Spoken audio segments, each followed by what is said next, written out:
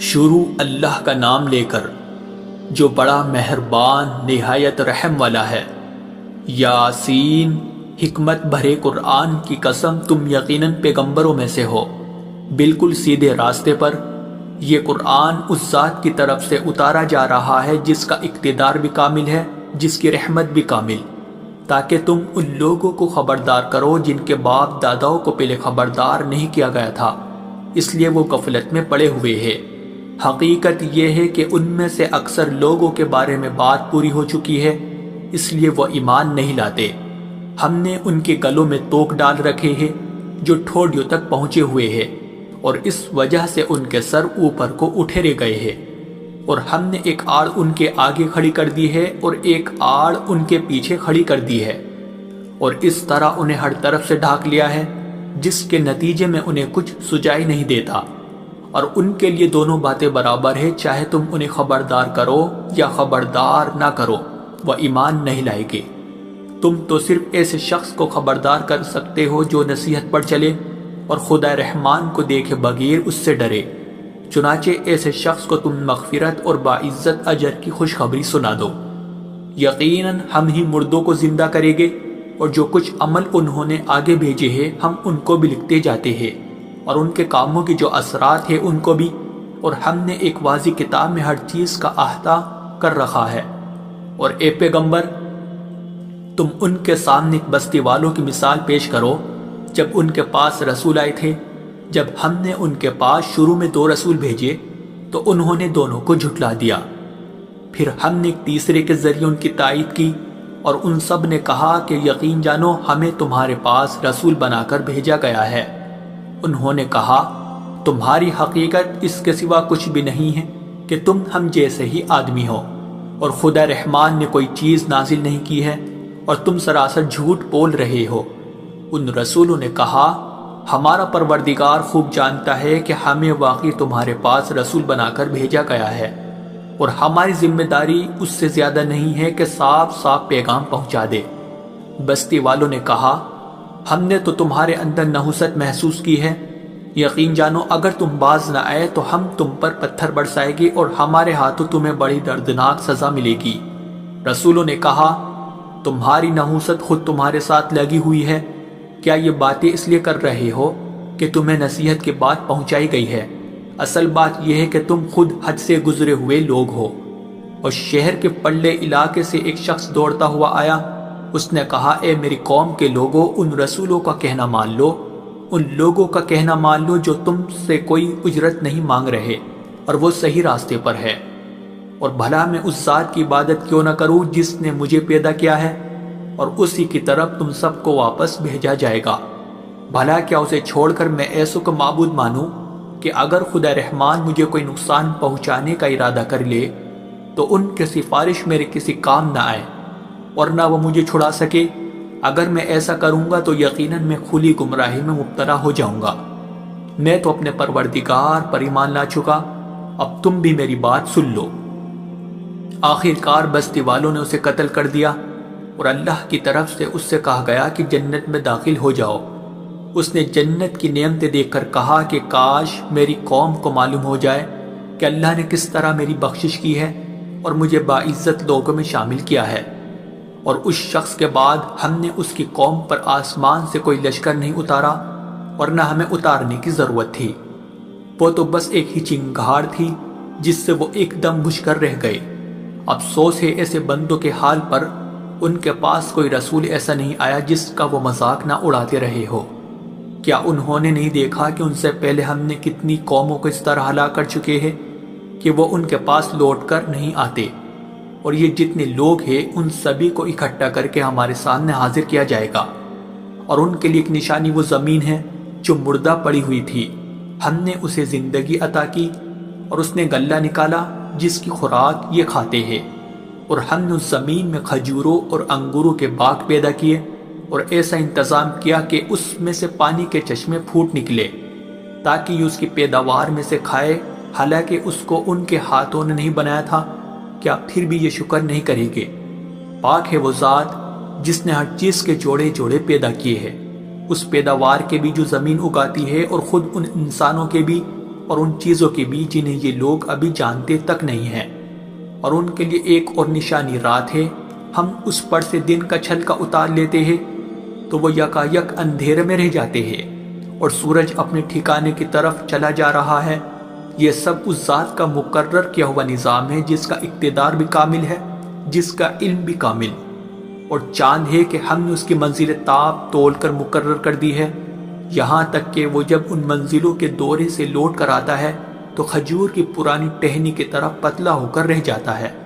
نہ تو سورج کی مجال ہے کہ وہ چاند کو جا پکڑے اور نہ رات دن سے آگے نکل سکتی ہے، اور یہ سب اپنے اپنے مدار۔ اور ان کے لیے ایک اور نشان یہ ہے کہ ہم نے ان کی اولاد کو بھری ہوئی کشتی میں سوار کیا، اور ہم نے ان کے لیے اسی جیسی اور چیزیں بھی پیدا کی جن پر یہ سواری کرتے ہیں، اور اگر ہم چاہیں تو انہیں غرق کر ڈالے، جس کے بعد نہ تو کوئی ان کی فریاد کو پہنچے اور نہ ان کی جان بچائی جا سکے۔ لیکن یہ سب ہماری طرف سے ایک رحمت ہے اور ایک معین وقت تک زندگی کا مزہ اٹھانے کا موقع ہے جو انہیں دیا جا رہا ہے۔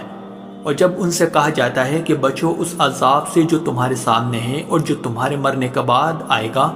تاکہ تم پر رحم کیا جائے، تو وہ ذرا کان نہیں دھرتے، اور ان کے پروردگار کی نشانیوں میں سے کوئی نشانی ایسی نہیں آتی جس سے وہ منہ نہ موڑ لیتے ہو۔ اور جب ان سے کہا جاتا ہے کہ اللہ نے تمہیں جو رزق دیا ہے اس میں سے غریبوں پر بھی خرچ کرو، تو یہ کافر لوگ مسلمانوں سے کہتے ہیں کہ کیا ہم ان لوگوں کو کھانا کھلائے جنہیں اگر اللہ چاہتا تو خود کھلا دیتا؟ مسلمانوں، تمہاری حقیقت اس کے سوا کچھ بھی نہیں کہ تم کھلی گمراہی میں پڑے ہوئے ہو،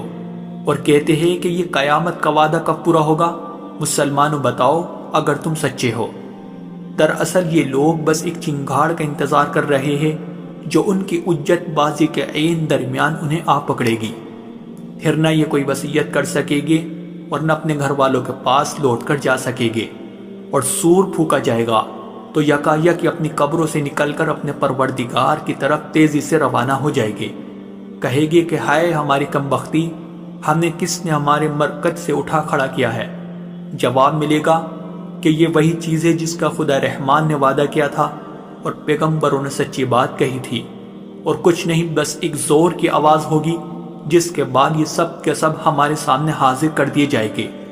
چنانچہ اس دن کسی شخص پر کوئی ظلم نہیں ہوگا اور تمہیں کسی اور چیز کا نہیں، بلکہ انہی کاموں کا بدلہ ملے گا جو تم کیا کرتے تھے۔ جنت والے لوگ اس دن یقیناً اپنے مشغلے میں مگن ہوگے، اور وہ ان کی بیویاں گھنے سایوں میں آرام دانشتوں پر ٹیک لگائے ہوئے ہوگے۔ وہاں ان کے لیے میوے ہوگے اور انہیں ہر وہ چیز ملے گی جو وہ منگوائے گے۔ رحمت والے پروردگار کی طرف سے انہیں سلام کہا جائے گا، اور کافروں سے کہا جائے گا کہ اے مجرموں، آج تم مومنوں سے الگ ہو جاؤ۔ اے آدم کے بیٹو، کیا میں نے تمہیں یہ تاکید نہیں کر دی تھی کہ تم شیطان کی عبادت نہ کرنا، وہ تمہارا کھلا دشمن ہے، اور یہ کہ تم میری عبادت کرنا، یہی سیدھا راستہ ہے۔ اور حقیقت یہ ہے کہ شیطان نے تم میں سے ایک بڑی خلقت کو گمراہ کر ڈالا، تو کیا تم سمجھتے نہیں تھے؟ یہ ہے وہ جہنم جس سے تمہیں ڈرایا جاتا تھا، آج اس میں داخل ہو جاؤ کیونکہ تم کفر کیا کرتے تھے۔ آج کے دن ہم ان کے منہ پر مہر لگا دیں گے، اور ان کے ہاتھ ہم سے بات کریں گے، اور ان کے پاؤں گواہی دیں گے کہ وہ کیا کمائی کیا کرتے تھے۔ اور اگر ہم چاہیں تو یہی دنیا میں ان کی آنکھیں مل یا میٹ کر دیں، پھر یہ راستے کی تلاش میں بھاگے پھرے، لیکن انہیں کہاں کچھ سجا۔ اور اگر ہم چاہیں تو ان کی اپنی جگہ پر بیٹھے بیٹھے ان کی صورتیں اس طرح مسخ کر دے کہ یہ نہ آگے بڑھ سکے اور نہ پیچھے لوٹ سکے۔ اور ہم جس شخص کو لمبی عمر دیتے ہیں اسے تخلیقی اعتبار سے الٹ ہی دیتے ہیں، کیا پھر بھی انہیں عقل نہیں آتی؟ اور ہم نے اپنے ان پیغمبروں کو نہ شاعری سکھائی ہے اور نہ وہ ان کے شایان شان ہیں، یہ تو بس ایک نصیحت کی بات ہے، اور ایسا قرآن جو حقیقت کو کھول کھول کر بیان کرتا ہے تاکہ ہر اس شخص کو خبردار کرے جو زندہ ہو، اور تاکہ کفر کرنے والوں پر حجت پوری ہو جائے۔ اور کیا انہوں نے یہ نہیں دیکھا کہ ہم نے اپنے ہاتھوں کی بنائی ہوئی چیزوں میں سے ان کے لیے موشی پیدا کیے، اور یہ ان کے مالک بنے ہوئے ہیں، اور ہم نے ان موشیوں کو ان کے قابو میں دے دیا ہے؟ چنانچہ ان میں سے کچھ وہ ہے جو ان کی سواری بنے ہوئے ہیں، اور کچھ وہ ہے جنہیں یہ کھاتے ہیں۔ نیز ان کو ان موشیوں سے اور بھی فائدہ حاصل ہوتے ہیں اور پینے کی چیزیں ملتی ہے، کیا پھر بھی یہ شکر نہیں بجا لائے گے؟ اور انہوں نے اللہ کو چھوڑ کر اس امید پر دوسرے خدا بنا رکھے ہیں کہ انہیں ان سے مدد ملے، حالانکہ ان میں یہ طاقت ہی نہیں ہے کہ ان کی مدد کر سکے، بلکہ وہ ان کے لیے ایک ایسا مخالف لشکر بنے گے جسے قیامت میں ان کے سامنے حاضر کر لیا جائے گا۔ غرض اے پیغمبر، ان کی باتیں تمہیں رنجیدہ نہ کریں،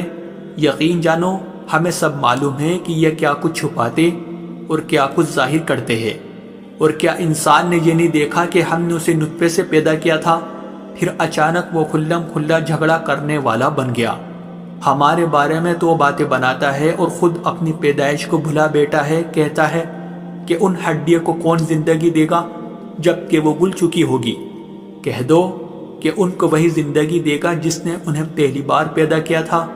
اور وہ پیدا کرنے کا ہر کام جانتا ہے۔ وہی ہے جس نے تمہارے لیے سرسبز درخت سے آگ پیدا کر دی ہے، پھر تم ذرا سی دیر میں اس سے سلگانے کا کام لیتے ہو۔ بھلا جس ذات نے آسمانوں اور زمین کو پیدا کیا ہے، کیا وہ اس بات پر قادر نہیں ہے کہ ان جیسوں کو دوبارہ پیدا کر سکے؟ کیوں نہیں، جبکہ وہ سب کچھ پیدا کرنے کی پوری مہرت رکھتا ہے۔ اس کا معاملہ تو یہ ہے کہ جب وہ کسی چیز کا ارادہ کر لے تو صرف اتنا کہتا ہے کہ ہو جا، بس وہ ہو جاتی ہے۔ غرض پاک ہے وہ ذات جس کے ہاتھ میں ہر چیز کی حکومت ہے، اور اسی کی طرف تم سب کو آخر کار لے جایا جائے۔